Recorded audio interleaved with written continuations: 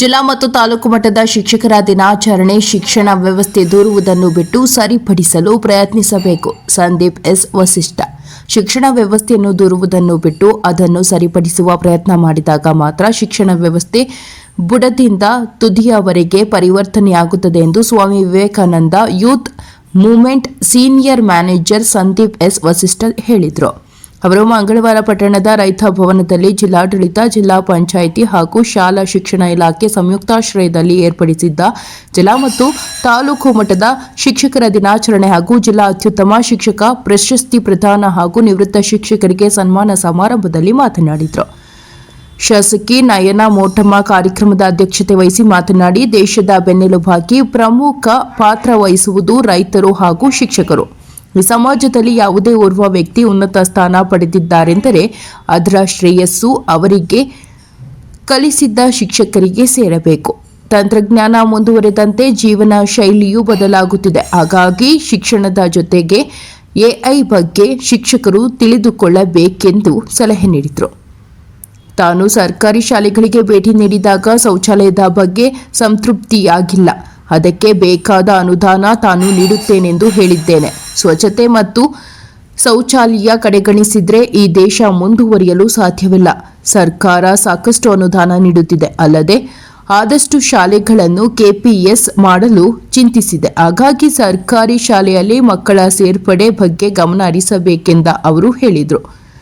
ಕಾರ್ಯಕ್ರಮವನ್ನು ಹಳೆ ಮೂಡಿಗೆರೆ ಗ್ರಾಮ ಪಂಚಾಯಿತಿ ಅಧ್ಯಕ್ಷ ರಂಜಿತಾ ಉದ್ಘಾಟಿಸಿದರು. ಪಟ್ಟಣ ಪಂಚಾಯಿತಿ ಉಪಾಧ್ಯಕ್ಷ ರಮೇಶ್ ಹೊಸ್ಕೆರೆ, ರಾಜ್ಯ ಸರ್ಕಾರಿ ನೌಕರರ ಸಂಘದ ಜಿಲ್ಲಾಧ್ಯಕ್ಷ ದೇವೇಂದ್ರ, ಡಿಡಿಪಿಒ ತಿಮ್ಮರಾಜ್, ಕನ್ನಡ ಸಾಹಿತ್ಯ ಪರಿಷತ್ ಅಧ್ಯಕ್ಷರಾದ ಡಿಕೆ ಲಕ್ಷ್ಮಣ್ ಗೌಡ್ರು, ನೌಕರ ಸಂಘದ ಅಧ್ಯಕ್ಷರಾದ ನವೀನ್, ತಾಲೂಕು ಅಧಿಕಾರಿಗಳು, ವಿವಿಧ ಸಂಘಟನೆ ಪದಾಧಿಕಾರಿಗಳು ಭಾಗವಹಿಸಿದರು. ವರದಿ ಪ್ರಕಾಶ್ ಪಕ್ಕಿ, ಪ್ರಜಾಪವರ್ ಟಿವಿ, ಮೂಡಿಗೆರೆ. ವ್ಯವಸ್ಥಿತವಾಗಿ ಇರಬೇಕು ಅಂತ ನನಗೆ ಅದು ಹೇಳಲಿಕ್ಕೆ ಒಂದೊಂದ್ಸತಿ ಮುಜುಗರ, ಒಂದೊಂದ್ಸತಿ ಅಂಜಿಕೆ.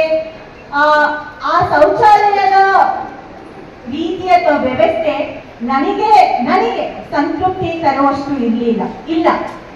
ಅದು ನಿಮಗೂ ಇಲ್ಲ ಅಂತ ನನಗೆ ಅನ್ಸುತ್ತೆ. ನಿಮಗೂ ಆ ಸಂತೃಪ್ತಿ ಇಲ್ಲ ಅಂತ ಅನ್ಸುತ್ತೆ. ಯಾಕಂದ್ರೆ ಸರ್ಕಾರಿ ಶಾಲೆಗಳಾಗಿ ನಿಮಗೆ ಒಂದೊಂದ್ಸತಿ ಕಟ್ಟಡಗಳ ಬಗ್ಗೆ, ಸೋರಿಕೆ ಬಗ್ಗೆ, ಪೀಠೋಪಕಾರಿಗಳ ಬಗ್ಗೆ, ಬೇರೆ ಮಕ್ಕಳದು ಏನು ಅವ್ರಿಗೆ ಊಟದ ಬಗ್ಗೆ ಈ ವಿಚಾರಗಳಲ್ಲಿ ಚಿಂತನೆ ಜಾಸ್ತಿ ಇರುತ್ತೆ. ಆದ್ರೆ ಶೌಚಾಲಯದ ಬಗ್ಗೆ ನಾವೆಲ್ಲರೂ ಸ್ವಲ್ಪ ಕಡಿಮೆ ವಿಚಾರ ಮಾಡ್ತೀವಿ. ಅದು ಈ ದೇಶದವರಾಗಿ ನಾವು ಕಡಿಮೆ ವಿಚಾರ ಮಾಡ್ತೀವಿ. ಆದ್ರೆ ನಾನು ಹೇಳ್ತೀನಿ, ನಾವು ಏನಾದ್ರೂ ಫಸ್ಟ್ ವರ್ಲ್ಡ್ ಕಂಟ್ರಿ ಆಗ್ಬೇಕು ಅಥವಾ ಡೆವಲಪ್ಡ್ ಕಂಟ್ರಿ ಆಗಿ ಅಂತ ಹೇಳ್ಕೋಬೇಕು ಅಂದ್ರೆ ನಮ್ಮ ಶೌಚಾಲಯ ತುಂಬಾ ವ್ಯವಸ್ಥಿತವಾಗಿ ಇರಬೇಕು. ನೀವು ಬೇರೆ ಯಾವ್ದಾದ್ರು ದೇಶಗಳನ್ನ ನೋಡಿದ್ರೆ, ಫಸ್ಟ್ ವರ್ಲ್ಡ್ ಕಂಟ್ರೀಸ್ ಅಂತ ನೋಡಿದ್ರೆ, ಅವರು ಆ ಮಟ್ಟಕ್ಕೆ ಇರೋದು ಯಾಕಂದ್ರೆ ಅವರಿಗಿರೋ ಸ್ವಚ್ಛತೆಯಿಂದ. ಆ ಸ್ವಚ್ಛತೆನ ನಾವು ನಮ್ಮ ಮಕ್ಕಳಿಗೆ ಕಲಿಸ್ಕೊಡ್ಲೇಬೇಕು.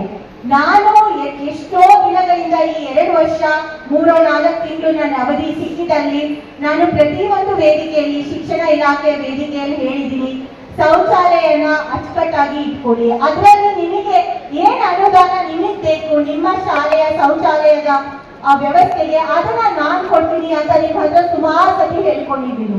ನಿಮಗೆ ಎಷ್ಟೇ ಮಟ್ಟಕ್ಕೆ ಪಾಠ ಮಾಡಿದ್ರೇನು, ಎಷ್ಟೇ ವಿದ್ಯಾಭ್ಯಾಸನು ಕಲಿಸ್ಕೊಟ್ರೇನು, ನಿಮಗೆ ಸ್ವಚ್ಛತೆ ನಾವು ಮಕ್ಕಳಿಗೆ ಕಲಿಸ್ಕೊಡ್ಲಿಲ್ಲ ಅಂದ್ರೆ ನಮ್ಮ ಮಕ್ಕಳು ಪ್ರಗತಿ ಉಳ್ಳ ಪ್ರಜೆಗಳಾಗ್ಲಿಕ್ಕೆ ಸಾಧ್ಯ ಇಲ್ಲ ಅನ್ಕೊಳ್ತೀನಿ. ಯಾಕಂದ್ರೆ ಬರೀ ಓದಿಸಲು ಸಾಲದಿಲ್ಲ.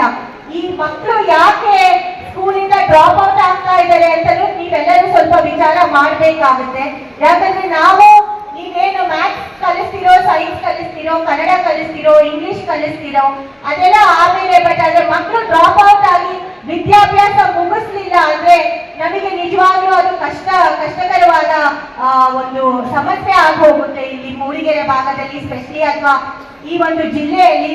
ಸೊ ನೀವೆಲ್ಲರೂ ಸ್ವಲ್ಪ ವಿಚಾರ ಮಾಡಿ ಹೇಗೆ ಈ ಡ್ರಾಪ್ ಔಟ್ಸ್ ನ ನಾವು ತಡೆ ಹಿಡಿಬಹುದು, ಯಾಕೆ ಮಕ್ಕಳು ಶಾಲೆಗೆ ಬರ್ತಾ ಇಲ್ಲ ಅಂತ. ಯಾಕಂದ್ರೆ ಸರ್ಕಾರ ಸಾಕಷ್ಟು ವ್ಯವಸ್ಥೆ ಮಾಡಿದೆ.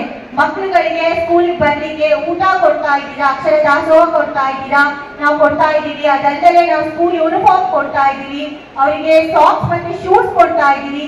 ಸಾಕಷ್ಟು ವ್ಯವಸ್ಥೆ ಇದ್ದಾಗ ನಾವು ಇದನ್ನ ಚಿಂತನೆ ಮಾಡ್ಬೇಕಾಗುತ್ತೆ. ಅದಲ್ಲದೆ ಇನ್ನು ನಮ್ಮ ಸರ್ಕಾರದ ಇನ್ನು ಚಿಂತನೆ ಇದೆ, ಆದಷ್ಟು ಶಾಲೆಗಳನ್ನ KPS ಶಾಲೆ ಮಾಡಬೇಕು ಅಂತ ಅಲ್ವಾ.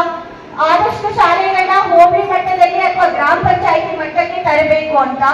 ಇದಕ್ಕೆ ನಿಮ್ಮೆಲ್ಲರ ಸಹಕಾರ ಬೇಕಾಗುತ್ತೆ. ಯಾಕಂದ್ರೆ ಈ ಶಾಲೆಗಳನ್ನ ನಾವು ಗ್ರಾಮ ಪಂಚಾಯಿತಿ ಮಟ್ಟಕ್ಕೆ ಅಥವಾ ಹೋಬಳಿ ಮಟ್ಟಕ್ಕೆ ತರಲಿಲ್ಲ ಅಂದ್ರೆ ನಮಗೆ ಮುಂದಿನ ದಿನಗಳಲ್ಲಿ ಸಮಸ್ಯೆ ಆಗುತ್ತೆ. ಶಾಲೆಗಳು ಮುಚ್ಚೋದಾಗ ಆ ಇನ್ಫ್ರಾಸ್ಟ್ರಕ್ಚರ್ ಜೊತೆ ಏನ್ ಮಾಡೋದು, ಅದೆಲ್ಲ ವೇಸ್ಟ್ ಆಗಿ ಹೋಗುತ್ತೆ. ಅದಕ್ಕೆ ಇದರಲ್ಲಿ ನಿಮ್ಮ ಪಾತ್ರ ಮುಖ್ಯ ಆಗುತ್ತೆ. ಯಾಕಂದ್ರೆ ನೀವು ಪೋಷಕರನ್ನ ಮಕ್ಕಳನ್ನ ಕನ್ವಿನ್ಸ್ ಮಾಡ್ಬೇಕಾಗುತ್ತೆ ದೊಡ್ಡ ಶಾಲೆಗಳಿಗೆ ಹೋಗ್ಲಿಕ್ಕೆ.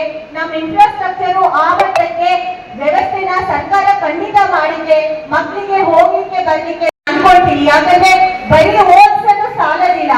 ಈ ಮಕ್ಕಳು ಯಾಕೆ ಸ್ಕೂಲಿಂದ ಡ್ರಾಪ್ ಔಟ್ ಆಗ್ತಾ ಇದ್ದಾರೆ ಅಂತಲೂ ನೀವೆಲ್ಲರೂ ಸ್ವಲ್ಪ ವಿಚಾರ ಮಾಡ್ಬೇಕಾಗುತ್ತೆ. ಯಾಕಂದ್ರೆ ನೀವೇನು ಮ್ಯಾಥ್ಸ್ ಕಲಿಸ್ತಿರೋ, ಸೈನ್ಸ್ ಕಲಿಸ್ತಿರೋ, ಕನ್ನಡ ಕಲಿಸ್ತಿರೋ, ಇಂಗ್ಲಿಷ್ ಕಲಿಸ್ತಿರೋ ಅದೆಲ್ಲ ಆಮೇಲೆ. ಬಟ್ ಆದ್ರೆ ಮಕ್ಕಳು ಡ್ರಾಪ್ ಔಟ್ ಆಗಿ ವಿದ್ಯಾಭ್ಯಾಸ ಮುಗಿಸ್ಲಿಲ್ಲ ಅಂದ್ರೆ ನಮಗೆ ನಿಜವಾಗ್ಲೂ ಅದು ಕಷ್ಟಕರವಾದ ಒಂದು ಸಮಸ್ಯೆ ಆಗೋಗುತ್ತೆ ಇಲ್ಲಿ ಮೂಡಿಗೆರೆ ಭಾಗದಲ್ಲಿ ಸ್ಪೆಷಲಿ ಅಥವಾ ಈ ಒಂದು ಜಿಲ್ಲೆಯಲ್ಲಿ. ಸೊ ನೀವೆಲ್ಲರೂ ಸ್ವಲ್ಪ ವಿಚಾರ ಮಾಡಿ ಹೇಗೆ ಈ ಡ್ರಾಪ್ ಔಟ್ಸ್ ನಾವು ತಡೆ ಹಿಡಿಬಹುದು, ಯಾಕೆ ಮಕ್ಕಳು ಶಾಲೆಗೆ ಬರ್ತಾ ಇಲ್ಲ ಅಂತ. ಯಾಕಂದ್ರೆ ಸರ್ಕಾರ ಸಾಕಷ್ಟು ವ್ಯವಸ್ಥೆ ಮಾಡಿದೆ ಮಕ್ಕಳುಗಳಿಗೆ ಸ್ಕೂಲ್ಗೆ ಬರ್ಲಿಕ್ಕೆ. ಊಟ ಕೊಡ್ತಾ ಇದ್ದೀರಾ, ಅಕ್ಷರ ದಾಸೋಹ ಕೊಡ್ತಾ ಇದ್ದೀರಾ, ನಾವು ಕೊಡ್ತಾ ಇದ್ದೀವಿ. ಅದಲ್ಲದೆ ನಾವು ಸ್ಕೂಲ್ ಯೂನಿಫಾರ್ಮ್ ಕೊಡ್ತಾ ಇದ್ದೀವಿ, ಅವರಿಗೆ ಸಾಕ್ಸ್ ಮತ್ತೆ ಶೂಸ್ ಕೊಡ್ತಾ ಇದ್ದೀವಿ. ಸಾಕಷ್ಟು ವ್ಯವಸ್ಥೆ ಇದ್ದಾಗ ನಾವು ಇದನ್ನ ಚಿಂತನೆ ಮಾಡ್ಬೇಕಾಗುತ್ತೆ. ಅದಲ್ಲದೆ ನಮ್ಮ ಸರ್ಕಾರದ ಇನ್ನೊಂದು ಚಿಂತನೆ ಇದೆ, ಆದಷ್ಟು ಶಾಲೆಗಳನ್ನ KPS ಶಾಲೆ ಮಾಡಬೇಕು ಅಂತ ಅಲ್ವಾ. ಆದಷ್ಟು ಶಾಲೆಗಳನ್ನ ಹೋಬಳಿ ಮಟ್ಟದಲ್ಲಿ ಅಥವಾ ಗ್ರಾಮ ಪಂಚಾಯಿತಿ ಮಟ್ಟಕ್ಕೆ ತರಬೇಕು ಅಂತ. ಇದಕ್ಕೆ ನಿಮ್ಮೆಲ್ಲರ ಸಹಕಾರ ಬೇಕಾಗುತ್ತೆ. ಯಾಕಂದ್ರೆ ಈ ಶಾಲೆಗಳನ್ನ ನಾವು ಗ್ರಾಮ ಪಂಚಾಯಿತಿ ಮಟ್ಟಕ್ಕೆ ಅಥವಾ ಹೋಬಳಿ ಮಟ್ಟಕ್ಕೆ ತರಲಿಲ್ಲ ಅಂದ್ರೆ ನಮಗೆ ಮುಂದಿನ ದಿನಗಳಲ್ಲಿ ಸಮಸ್ಯೆ ಆಗುತ್ತೆ. ಶಾಲೆಗಳು ಮುಚ್ಚೋದಾಗ ಆ ಇನ್ಫ್ರಾಸ್ಟ್ರಕ್ಚರ್ ಜೊತೆ ಏನ್ ಮಾಡೋದು, ಅದೆಲ್ಲ ವೇಸ್ಟ್ ಆಗಿ ಹೋಗುತ್ತೆ. ಅದಕ್ಕೆ ಇದರಲ್ಲಿ ನಿಮ್ಮ ಪಾತ್ರ ಮುಖ್ಯ ಆಗುತ್ತೆ. ಯಾಕಂದ್ರೆ ನೀವು ಪೋಷಕರನ್ನ ಮಕ್ಕಳನ್ನ ಕನ್ವಿನ್ಸ್ ಮಾಡ್ಬೇಕಾಗುತ್ತೆ ದೊಡ್ಡ ಶಾಲೆಗಳಿಗೆ ಹೋಗ್ಲಿಕ್ಕೆ. ನಮ್ಮ ಇನ್ಫ್ರಾಸ್ಟ್ರಕ್ಚರ್ ಆ ಮಟ್ಟಕ್ಕೆ ವ್ಯವಸ್ಥೆನ ಸರ್ಕಾರ ಖಂಡಿತ ಮಾಡಿದೆ, ಮಕ್ಕಳಿಗೆ ಹೋಗ್ಲಿಕ್ಕೆ ಬರ್ಲಿಕ್ಕೆ ನಿಜವಾಗ್ಲೂ ಲೆಕ್ಕ ಹಾಕ್ಲಿಕ್ಕೆ ಶುರು ಮಾಡಿದೆ. ನಾನು ಒಳ್ಳೆ ಸ್ಟೂಡೆಂಟ್ ಆಗಿದ್ದೆ, ಆದ್ರೆ ಆಗಾಗ ಒಂದೊಂದ್ಸತಿ ಕಿತಾಪತಿನೂ ಮಾಡ್ತಾ ಇದ್ದೆ. ಆಮೇಲೆ ನೆನೆಸ್ಕೊಂಡೆ, ಅಂದ್ರೆ LKG ಇಂದ ಫೈನಲ್ ಲಾ ಮುಗಿಸೋವರೆಗೂ ಎಷ್ಟು ಬಾರಿ ಆಚೆ ಶಾಲೆಯಿಂದ ಕ್ಲಾಸ್ ರೂಮ್ ಇಂದ ಆಚೆ ಹಾಕಿದ್ರು ಅಂತ.